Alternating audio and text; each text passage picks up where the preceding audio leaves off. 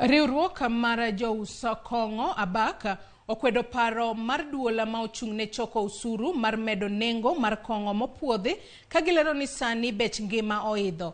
Jakom mar riwruogno Eric Githua olero ni math mag wines gi spirits igeto medi gi atamalo 79 ka mar bia gi sida imedo nyaka atamalo 100. Gino mabende gikwedo ka gidwaro ni sirikal otiko yor puodho manyasani.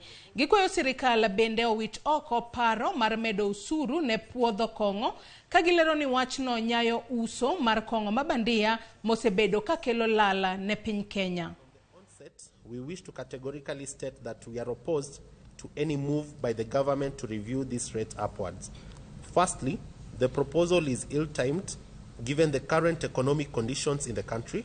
Secondly, it is our considered view that the proposal goes against the original intention of the excise duty stamp, which was to be used as a means of improving revenue collection through addressing the challenges of illicit trade and increasing the traceability of products. I think we are seeing what His Excellency the President has said about not increasing taxes.